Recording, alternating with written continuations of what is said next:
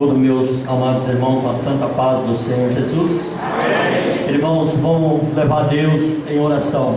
A palavra de Deus é bem clara: se creres, verás a glória do Senhor. Então vamos levantar nossas mãos e vamos suplicar nesta noite mais e mais a bênção do Senhor.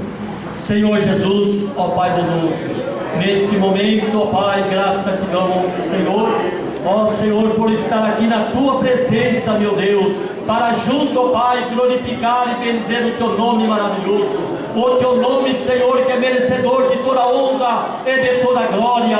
Meu Deus, eu te peço nesta noite, continua operando, meu Deus, operando grande maravilha em nosso meio, ó Pai. Ó Jesus maravilhoso, pelos pedidos de oração que tem chegado nesta igreja, ó meu Deus, tu és o mesmo, ó Pai, que operou no passado e continua operando em nosso dia.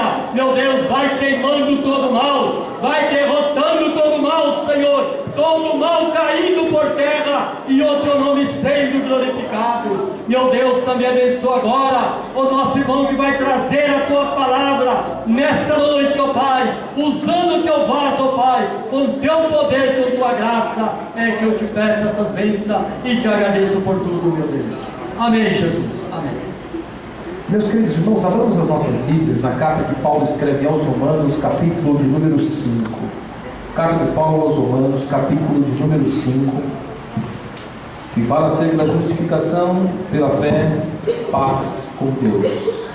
Carta do apóstolo Paulo à igreja de Roma, a igreja aqui em Morumaba, a nós aqui reunidos.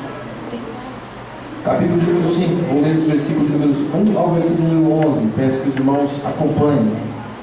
Peço também a gentileza dos nossos diáconos, por favor, observem na parcela do tempo, se tiver algum irmão ali, para que eles entrem. Nós queremos que todos estejam ligados na palavra do Senhor.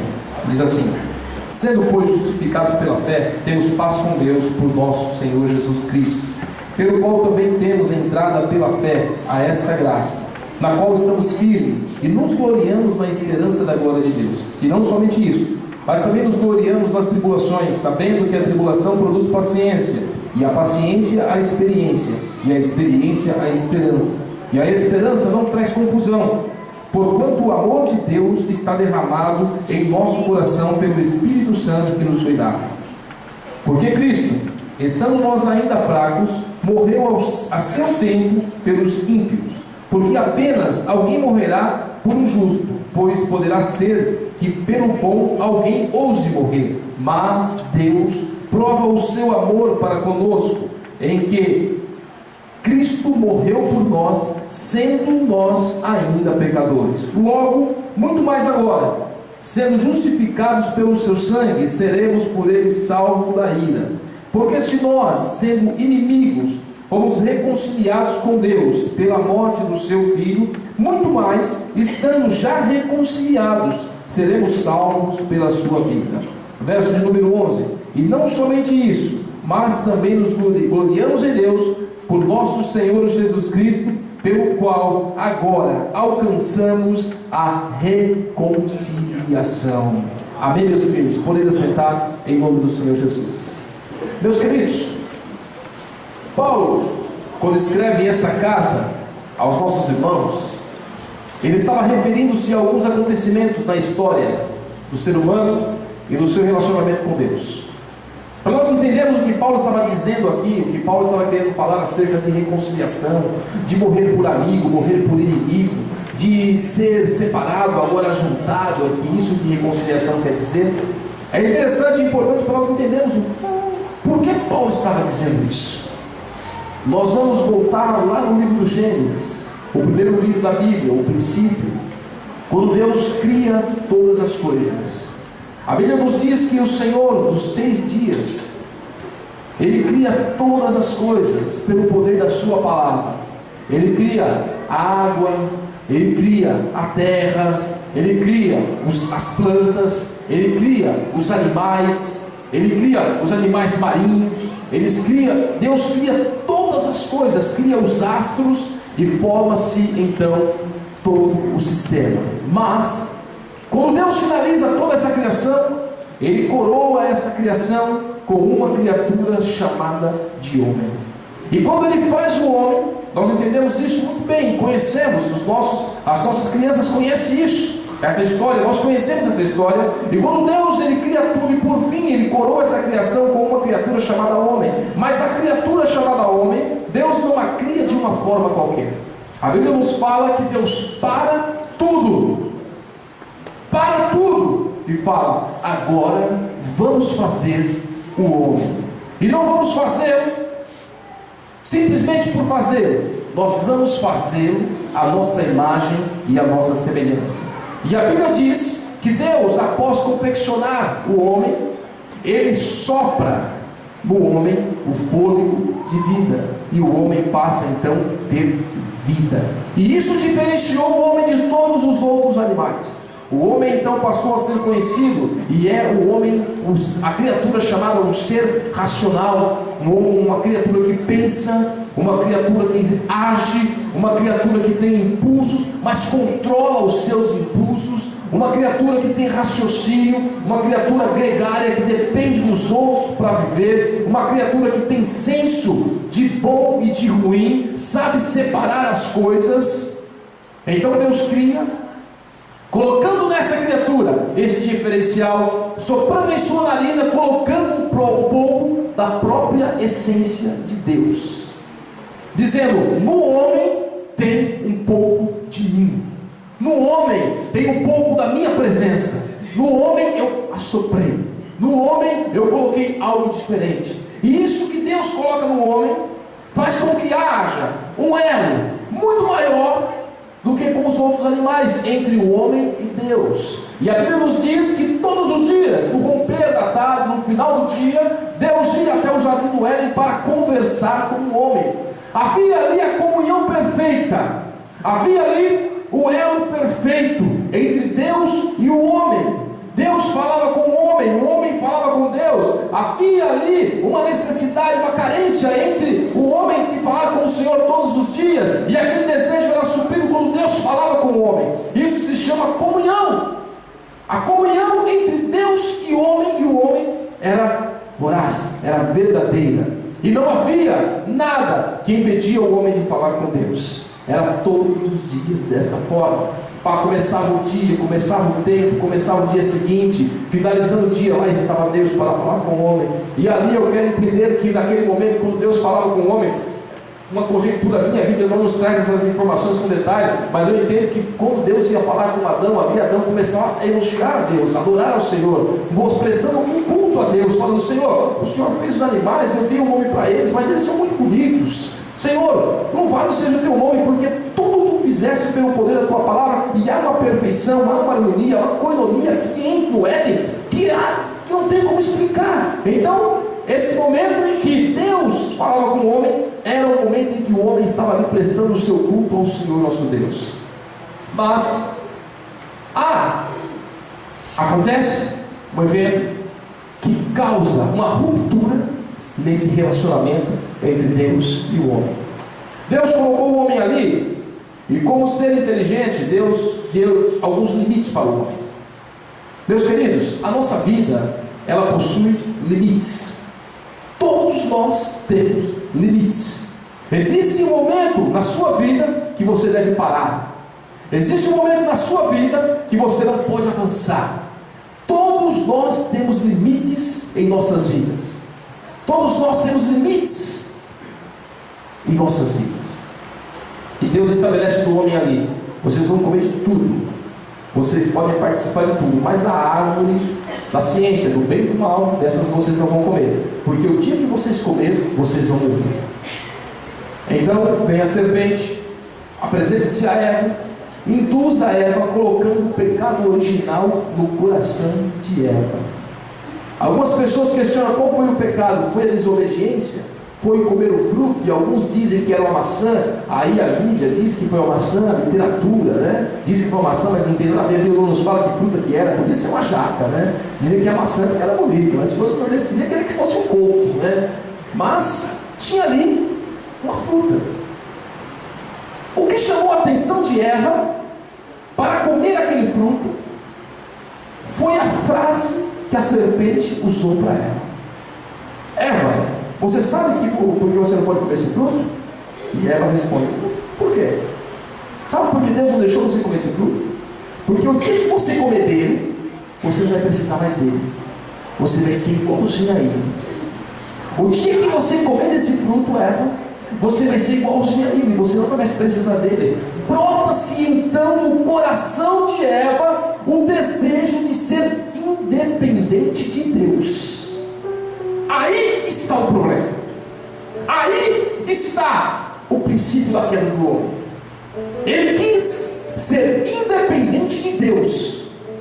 Se você comer, Eva, você vai ser igual a ele. Sendo igual a ele, você não precisa mais dele, Eva. Você não precisa mais dele. Você vai ser independente de Deus. O pecado original, meu querido irmão, que trouxe a separação entre o homem e Deus, chama-se independência. Querer ser independente de Deus, querer viver ao seu bel prazer, querer tocar a sua vida do jeito que quer, planejar, agir, crescer, fazer da sua forma, e esquece que porque dele, por ele, para ele são todas as coisas. E se esquece que tudo que nós temos, como diz o salmista, até o fôlego, até o desejo de adorar veio dele. E esquece que nós, como criatura, devemos depender, e dependemos sim, e com essa dependência devemos falar com ele, devemos adorá-lo, devemos prestar um culto a ele. Então surge esse desejo de ser independente. Eva então come daquele fruto, e quando ela come daquele fruto, ela peca contra o Senhor. Pecou contra o Senhor. Toda a comunhão que havia entre Eva e Adão, entre Adão, Eva e Deus, é rompida. Toda a comunhão que havia entre o homem e Deus, ela é rompida. Há uma ruptura, uma separação. O elo que ligava o Senhor e o homem foi rompido por conta do pecado. Essa ruptura, ela trouxe consequências para a vida do homem. A Bíblia nos diz que o salário do pecado é a morte. O salário do pecado é a morte. No Antigo Testamento, quando era olho por olho, dente por dente, nos diz que a alma que pecar, essa morrerá. O pecado, ele faz a separação entre o homem e Deus.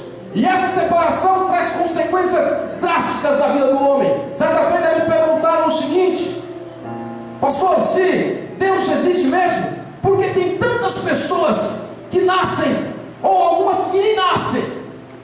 Por que existem fome? Por que tem lá na África? Por que tem lugares lá na Ásia pessoas morrendo, bombas caindo? Na época foi o evento que aconteceu no Haiti, o terremoto que matou milhares e milhares de pessoas. Ele me perguntou: se Deus existe, por que isso acontece? E eu lembrei de uma ilustração que eu havia ouvido, e eu passei para ele, eu quero passar para você nessa noite. A mesma questão que ele me fez, nessa ilustração, é feita para um outro homem que estava no salão de barbeiro, de cabeleireiro, estava ali para cortar o cabelo. E aquele cabeleireiro dizia para o seu cliente que estava sentado ali na cadeira, cortando o seu cabelo, dizia o seguinte: Deus não existe. Porque se Deus existisse, não haveria morte. Porque se Deus existisse, não haveria doença. Porque se Deus existisse, não haveria câncer, não haveria AIDS, não haveria isso, não haveria aquilo. Ele começou a falar. E aquele senhor que estava ali sentado cortando o seu cabelo, ele disse: o Senhor existe sim. O Senhor existe sim. Deus existe. E ele falou: não, se Deus existisse, isso não teria acontecido. Aquele senhor sentado na sua cadeira olhou para trás e falou assim: olha, você me dá 2 minutos. E ele disse: tudo bem. Aquele senhor levantou da sua cadeira, foi até a rua, encontrou um mendigo ali, com a sua cabeleira do tipo Black Power, sujo, a barba gigante, todo desfigurado e um cabelo imundo. Ele trouxe aquele cabeleireiro, pegou pelo braço, trouxe o cabeleireiro até aquele mendigo, até o cabeleireiro, olhou para o cabeleireiro e falou assim: olha, olhando para este homem, eu posso dizer que não existem cabeleireiros. E o cabeleireiro falou assim: olha, eu estou aqui, como não existe? Não, mas se ele está com cabelo longo, então não existe cabeleireiros. E aquele cabeleireiro disse: existem cabeleireiros sim. E aquele irmão então ele olhou para ele e falou assim: mesmo assim é Deus.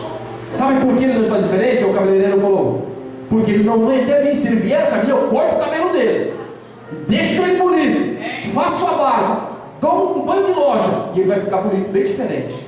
E aquele irmão falou: semelhante assim é com Deus. Sabe por que o homem vive na sua vida pecaminosa, na sua vida destruída espiritual, moralmente? Não é porque Deus não existe, é porque ele não se achega a Deus. O dia que ele se achegar a Deus, a vida dele vai ser diferente. Sabe por que existem tantas catástrofes assim no mundo, meus queridos irmãos? É porque o homem não se chega a Deus, e a consequência do pecado é fatal. Sempre falamos aqui: o plantio é opcional, a colheita é fatal. Se eu plantar, eu planto se quiser, mas se eu plantar, eu vou colher. E então, meus queridos irmãos, essa ruptura trouxe consequências para a vida do homem. O homem que outrora tinha alegria em seu coração, paz, gozo, esperança, prazer de viver, de estar com o Senhor, ali constituindo a sua família, Adão, Eva. Esse prazer, essa alegria, ele deixa de existir. Por quê? A comunhão é rompida. O homem agora carrega em si o pecado, e com o pecado ele traz as suas consequências, e as suas consequências se arrastam até os dias de hoje, porque o salário do pecado é a morte. Porque o salário do pecado é a morte. Isso faz com que agora o homem, ele torna-se inimigo de Deus. Ele não consegue mais falar com Deus, porque o pecado o separou do Senhor. E Paulo começa a revelar no capítulo 5 da carta dele aos Romanos o grande plano de Deus para resolver isso. Paulo começa a revelar no capítulo de número 5 o que Deus vinha fazendo ao longo de toda a história, as maneiras, as formas que Deus havia criado para que o homem pudesse se achegar a Ele novamente, trazendo assim ao homem o direito de novamente falar com Deus. Deus planeja, arquiteta, cria meios, cria formas, mas não era ainda o sacrifício definitivo. E agora nós estamos vendo um evento que fez com que aqueles que eram inimigos passassem a ser amigos.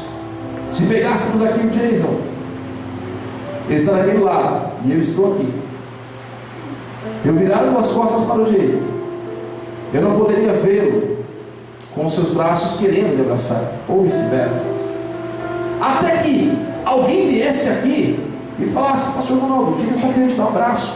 Aí eu viraria para ele, ouviria essa voz e iria até ele falar com ele, daria um abraço nele, e então estaríamos mais próximos, né, com Deus.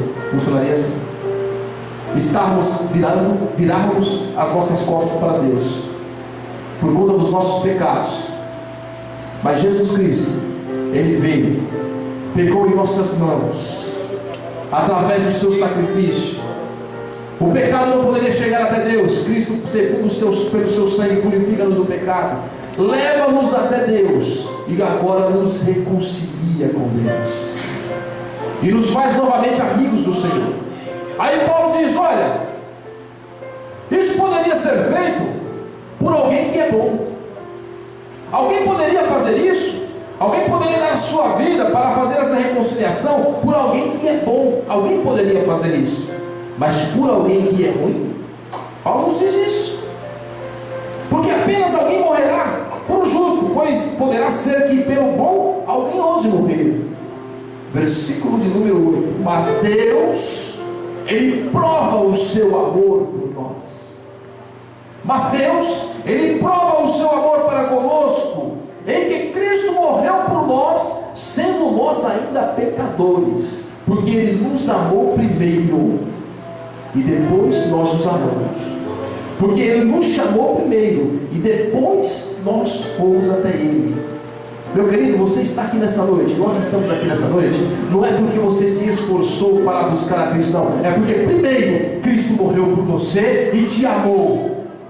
Primeiro, Cristo deu a vida dele por você, para que hoje você pudesse chegar e ter comunhão com Deus, e com essa comunhão restabelecida, com esse relacionamento agora restabelecido, sendo justificado, pagando um preço nos seus pecados e lhe reconciliando com Deus, você pudesse sentir alegria, gozo e paz na sua alma. Às vezes nos acostumamos com isso, como disse no começo, mas meu querido, uma coisa é certa: o privilégio que você tem hoje de chamar a Deus de Pai teve um preço muito alto pago por Jesus Cristo, nosso Senhor. Mas, pastor, todos nós somos filhos de Deus.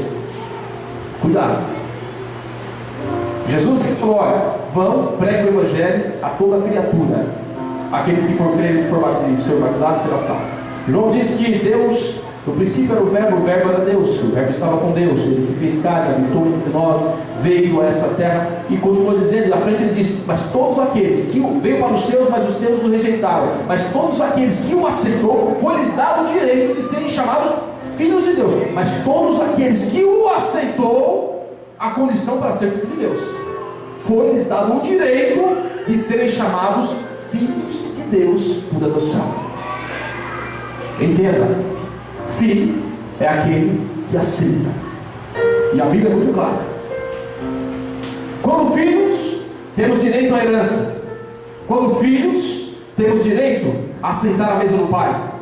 Quando filhos, temos direito de falar com o Pai quando quisermos. Quando filho, temos liberdade na casa do Pai. Quando filho, podemos chegar ao nosso Pai a qualquer momento, a qualquer hora, a qualquer instante, falar com Ele. Ele ouve e nos responde, e atende-nos segundo a sua vontade, a sua grande vontade para as nossas vidas. Como Paulo diz, a boa, perfeita e agradável vontade de Deus para as nossas vidas.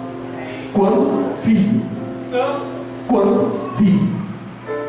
quando justificado, quando reconciliado com o Senhor, isso acontece em nossas vidas. Por isso que falamos, e por isso que eu lhe convido nessa noite, meu amigo que está neste lugar, a você aceitar Jesus Cristo como seu Salvador, para que essa comunhão que um dia foi rompida, ela venha a ser restabelecida.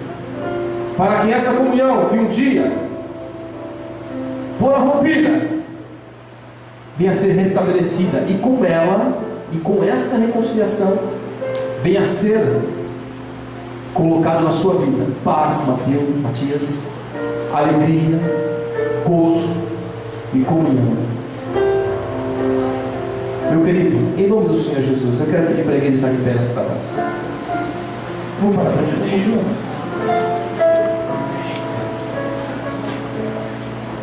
Eu gostaria de saber nessa noite se tem alguém que gostaria de aceitar Jesus Cristo como seu Salvador, dizer: Senhor, eu quero sim. Jesus está assim, ó. Deus está lá atrás, aqui nessa analogia, com os seus braços abertos, querendo te abraçar, e você está virado para Ele, e Jesus está assim, ó. Vira para mim, Tiago, por favor. E Jesus está assim, ó. Ei, olha para lá. Ei, olha para lá. Ei, ó, Deus vai falar com você. Ei, vamos lá. Olha lá, Deus. Cabe a você virar, ser perdoado por Deus e ser reconciliado com o Senhor. Cabe a você tomar essa decisão. Quando você tomar essa decisão, haverá na sua casa, na sua família, no seu coração, paz, alegria e gozo. Essa semana eu estive visitando um irmão que eu saí de lá leve. E eu fiz uma pergunta para ele: meu irmão, como é que o irmão está espiritualmente? Ele disse o seguinte: pastor, ele aceitou Jesus há pouco tempo. Ele disse o seguinte: pastor, eu estou muito bem. Eu estou sentindo uma força que eu jamais imaginei que eu sentiria. Eu estou sentindo uma força na minha alma, uma alegria no meu coração que eu jamais imaginei que eu poderia sentir essa alegria e essa força para vencer as dificuldades. Eu me alegrei naquela hora e falei: é Deus que faz isso. E é isso que Deus quer fazer com você. Meu querido, se você deseja esse Jesus, levante a sua mão, em nome do Senhor Jesus. Meus amigos, vamos orar ao Senhor. Se você deseja aceitar esse Cristo, levante a sua mão, e você estará dizendo: Senhor, você estará virando as suas costas, dizendo: eu quero ir ao encontro do Senhor Jesus. Por isso nós denominamos e chamamos de conversão. Estávamos muitas vezes andando para um lado, Cristo vem e nos toca e nos chama, nós convertemos, fazemos uma conversão e vamos para o outro lado agora. Aleluia. Meu Deus, eu lhe peço, Pai, toda dúvida, Senhor, que pare nos corações. Senhor, eu lhe peço nesta hora, toda preocupação, Senhor, Satanás nesse momento, Senhor, ele sopra no coração dos nossos irmãos e amigos que estão aqui nessa noite, dizendo que tudo está olhando para ele. deixando constrangido, meu Pai. Mas, meu Deus, em nome do Senhor Jesus, eu repreendo essa voz de Satanás nessa hora. Senhor, Tu és o dono da verdade, Tu és o dono da palavra, Tu és o dono da igreja, e Tu és o dono, Senhor Deus, desses que estão aqui nessa noite. Satanás, eu repreendo nesta hora em nome de Jesus Cristo. Em nome de Jesus Cristo. Em nome de Jesus Cristo. A Bíblia diz que ele veio, Satanás veio para roubar, matar e destruir, Rafael. Mas Cristo veio para lhe dar vida e vida com abundância. Aleluia.